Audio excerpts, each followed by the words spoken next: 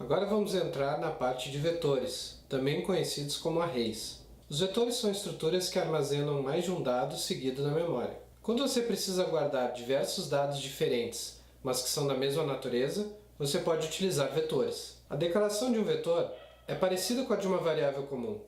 Você precisa definir um tipo e um nome. Contudo, você precisa definir o tamanho desse vetor. Para isso, coloque um par de colchetes ao lado do nome. Dentro dos colchetes vai um número inteiro, e esse número define quantos dados podem ser armazenados nesse vetor. Esses dados são acessados por um índice, e esse índice sempre inicia em zero. Por exemplo, se você tem um vetor de 10 espaços, ele começa no 0 e vai até o 9. Utilize as mesmas diretrizes das variáveis comuns para definir nomes de vetores. Vamos ver alguns exemplos. Então, pessoal, vamos fazer um exemplo utilizando um vetor. Esse exemplo a gente já fez em outra aula, de outra forma, que no caso foi na aula a respeito de for. Lá a gente somava 4 notas de um aluno e depois calculava a média dele. Aqui vamos fazer a mesma coisa utilizando um vetor que eu nomeei notas, né? Então esse vetor notas tem o tipo float. Aqui quando declaramos o vetor, esses colchetes identificam então que é um vetor e dentro vai o tamanho dele. Então no caso, 4 notas podem ser reservadas aqui. Aí a média, uma variável comum, e temos o nosso contador aí do for, né, que é o i.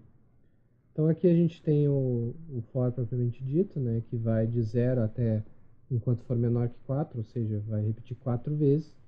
E aqui a gente tem o print, tá, que vai perguntar para o usuário a nota 1, 2 e assim vai indo. Aí temos aqui o scanf, que vai ler a nota, uma nota de cada vez, e armazenar no índice do vetor. Então, por isso que aqui é importante que a gente comece com 0, porque o vetor ele vai começar com o índice 0. Então, a primeira nota vai para o índice 0, a segunda para o índice 1 e assim vai indo, certo? Então, não esquecendo também do e-comercial aqui. Aí, depois de feita a leitura de todas as notas, a gente soma elas e divide por 4, que é o cálculo da média. Então aqui, vocês notaram que eu botei parênteses, né?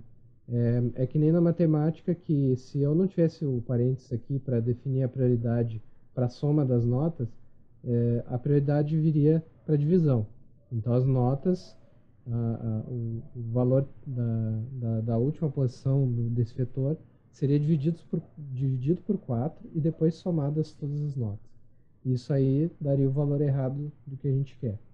Então aqui o parênteses garante que a gente some todas as notas primeiro para depois dividir por 4, tá? Então aqui temos o printf, que informa o valor da média que calculamos aqui, certo? Então tá, vamos fazer um exemplo.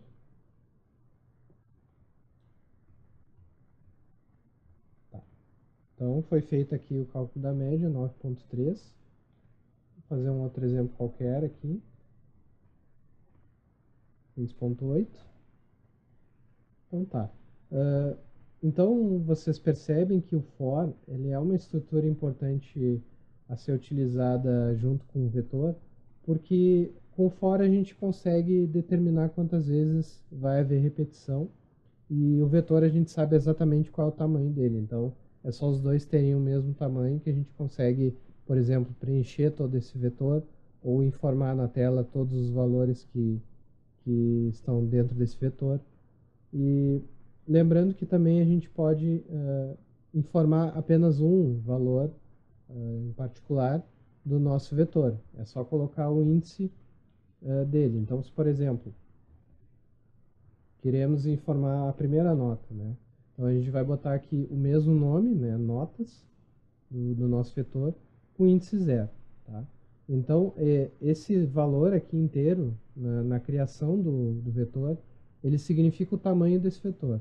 Mas nas outras vezes que você chamar esse vetor dentro do seu programa, ele corresponde ao índice que você quer recuperar o valor, ou aplicar o valor em cima, certo?